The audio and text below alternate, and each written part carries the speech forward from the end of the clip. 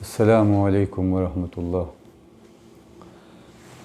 ایک دفعہ کا ذکر ہے، ایک آدمی تھا، اس کا نام مبارک تھا۔ بڑا نیک آدمی تھا، دل میں اللہ کا خوف تھا۔ ایک جگہ دیکھا کہ ایک نہر کے کنارے ایک سیب تیرتا ہوا جا رہا ہے۔ نہر کے کنارے ایک سیب تیرتا ہوا جا رہا ہے۔ انہوں نے وہ سیب اٹھا لیا اور سیب اٹھا کر کے کھا لیا۔ کھانے کے بعد خیال آیا کہ یہ سیب تو پتہ نہیں کس کی ملکیت تھا اور میں نے اسے کھا لیا بغیر اجازت کے، تو یہ تو میں نے گناہ والا کام کیا۔ مجھے ضرور اس سیب کے مالک کے پاس جانا چاہیے اور ان سے اپنی معافی کروانی چاہیے۔ چنانچہ وہ اس نہر کے کنارے چلتے رہے، جس طرف سے وہ سیب آیا تھا اس سمت میں چلتے رہے۔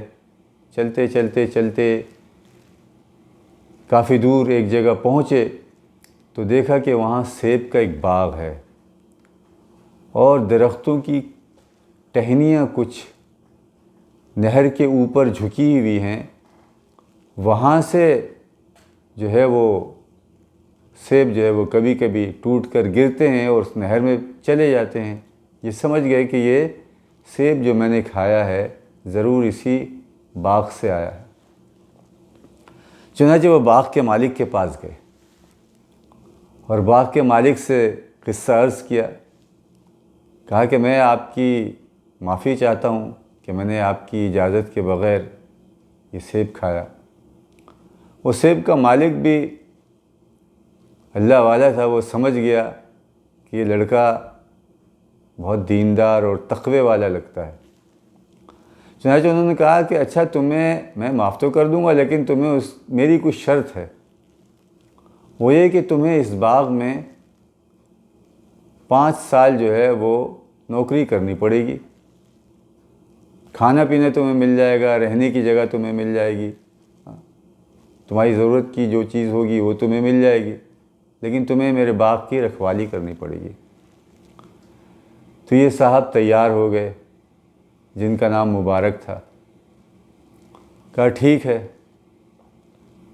اب جب 5 سال پورے ہو گئے تو کہنے لگے کہ اب مجھے اجازت دیں، میں چلتا ہوں۔ تو انہوں نے کہا نہیں، ایسے نہیں، میری ایک شرط اور ہے، وہ یہ کہ تمہیں میری بیٹی کے ساتھ نکاح کرنا پڑے گا، لیکن وہ آنکھوں سے اندھی ہے اور کانوں سے بہری ہے، پیروں سے لنگڑی ہے اور زبان کی گونگی ہے۔ اس سے اگر تم نکاح کر لو تو میں تمہیں معاف کر دوں گا۔ پہلے تو یہ سوچ میں پڑ گئے، لیکن بہرحال معافی کروانی تھی تو انہوں نے کہا اچھا میں تیار ہوں۔ جب نکاح ہو گیا اور پہلی رات جب اپنی دلہن کو دیکھا تو انتہائی حسین، ایسی حسین کہ چاند بھی شرمائے، اور بالکل ہاتھ پیر آنکھیں سب کچھ صحیح سلامت۔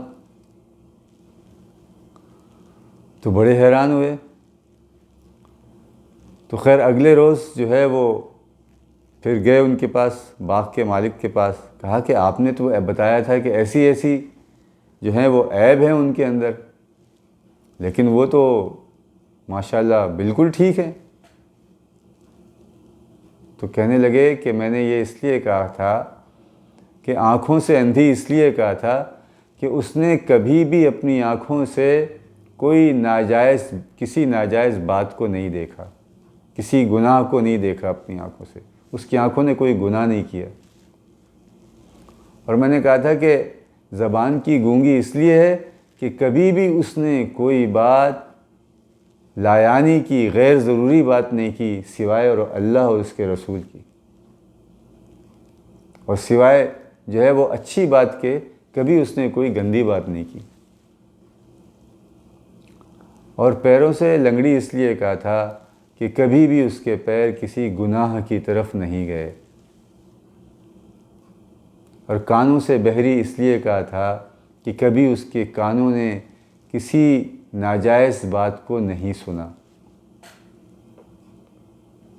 چنانچہ ان مبارک صاحب کی ان کی لڑکی سے جو شادی ہوئی تو ان دونوں سے ایک بیٹا پیدا ہوا جس کا نام انہوں نے عبداللہ رکھا،